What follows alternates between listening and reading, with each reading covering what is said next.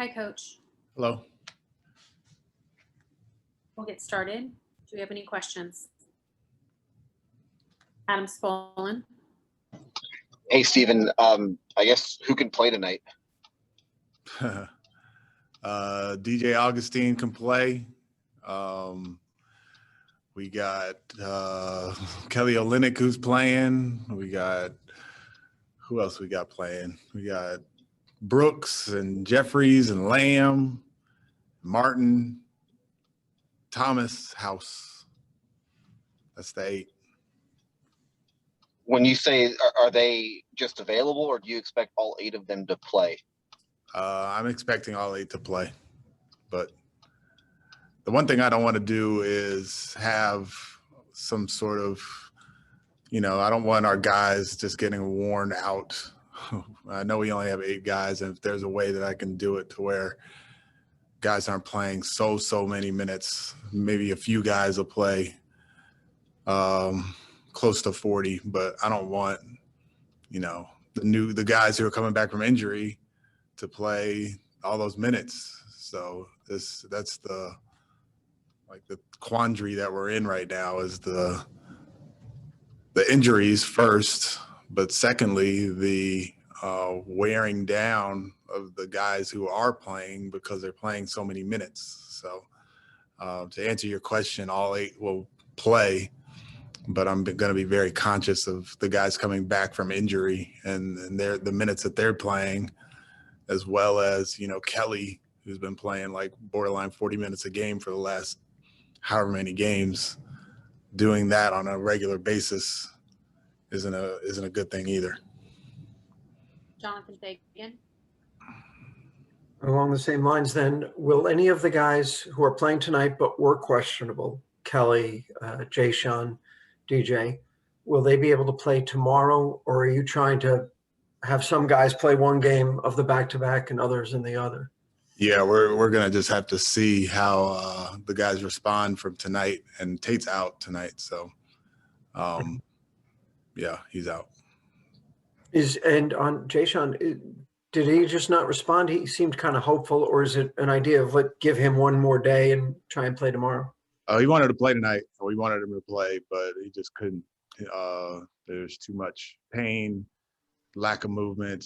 I really do think the days that he had to be away from the group with the COVID protocol kind of set him back maybe a day or so. So, yeah, we were all hopeful, and he was the number one guy who was most hopeful that he could play. But, yeah, he can't play tonight. Thank you. James Herbert. Hey, so the way the roster is right now, you have no choice but to probably play some sort of funky lineups, unconventional lineups. But even before, earlier in the season, when you had a full roster or almost full, you played a lot of small switchy lineups, guys playing interchangeable positions. I'm just sort of curious, how do you even conceive of positions these days? Do you still think about things in terms of traditional positions, or how do you kind of look at it? Yeah, I look at it pretty traditionally as far as 1, 2, 3, 4, 5. But I mean, yeah, at the beginning it was a little bit easier. We'd have small ball 5, and we'd have some wings and a point guard, and that's how we kind of did it. But now with 1 point guard, 1 true point guard, and 1 true center, and then a bunch of guys who aren't those things, I'm going to have to really kind of do some maneuvering just to make us look organized on the floor. So, I guess your question is more broad and more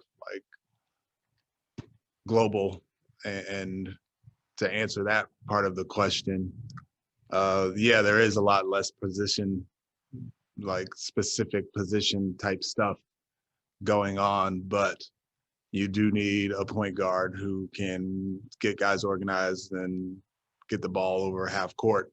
And it's good to have a center who can pick, roll, defend 5s, that sort of thing. And then the other guys, the 2, 3, 4, you can kind of mix and match with those positions. And you know, it's not necessarily as important as it was once upon a time when you had the twos who were catch and shoot guys and the threes who were Jamal Mashburn and posting up and, you know, facing up and shooting mid-range shots. And then the fours who were Charles Oakley and Paul Silas. And then they became, you know, Matt Bullard and Ryan Anderson. So yeah, it's different now. Thank you. Adam Spolin. The guys who are out, are you hopeful that they can come back at some point just to, if anything, help you know, help take some of the load off some of these other guys that are having to play 30, 40 minutes every night?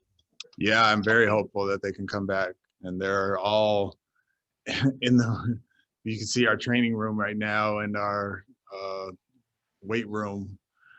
Guys are just working and doing what they're doing and, you know, using bands and weights and all kinds of stuff to ice and stim and everything that they can to recover and get to a place where they can play. So yeah, I'm hopeful that we have guys back, but I don't know. We'll see. Jonathan Fagan. Do you have a feel for what Khyri Thomas has been able to do since the bubble? Or is he going straight from weight rooms and taking shots to playing in an NBA game? Yeah, he as far as I know, he actually just got here a handful of hours ago. So I haven't even had a really good chance to sit down and talk to him. One of Rick Higgins, our assistant coach, spent some time with him earlier today. Well, not even earlier, like an hour ago, going over the handful of plays that we'll run when he's in the game.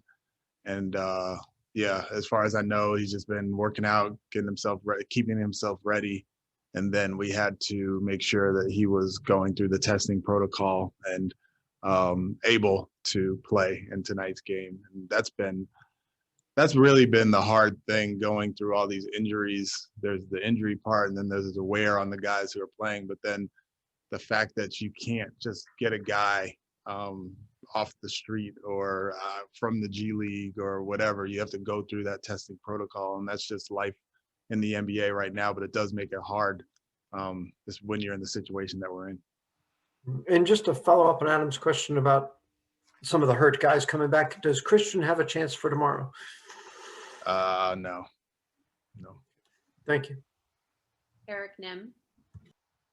Hey, Stephen. I wanted to ask you about PJ Tucker. I know you didn't get a ton of time with him, but I think he's one of, if not the best switcher in the league, I would say. And I think there is something special to being able to switch and actively executing a switch. What do you see that makes him good in that he can do that? And he can kind of be a guy that resuscitates a defense that hasn't done a lot of switching. Yeah, well, Tuck's an expert at switching first and foremost, and he is a great communicator.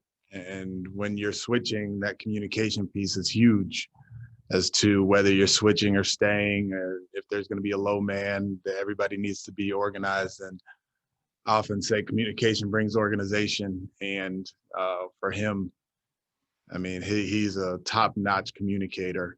And then he has the ability to guard bigger guys and, you know, with his strength and his lower body strength, and keep guys out if they're trying to post them with a switch. Or on the perimeter, he does a good job of staying in front and just being solid and contesting shots. He doesn't have to leave his feet to contest. He just contests. And yeah, he makes switching a lot easier with his grit and his communication and his, you know, all of the things that don't show up in the score sheet. He does to really help your defense and to help your switching. I think there's always kind of the idea on the outside that's because when people play pickup basketball, switch is like, I'm lazy, like, oh shoot, my guy beat me, switch. It feels like the NBA is the exact opposite, right? Like you have to work really hard and you have to be on top of everything. Do you think he kind of brings that level up, like, and kind of shows the way that, hey, like if we're going to do this, like you have to be committed, we got to do it?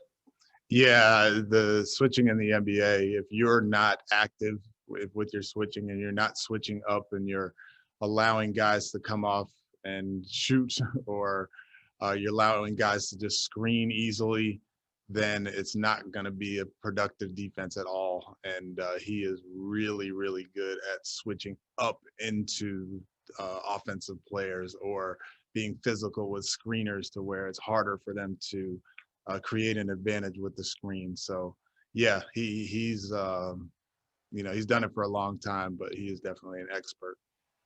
Thank you. Thank you, Coach. Yep.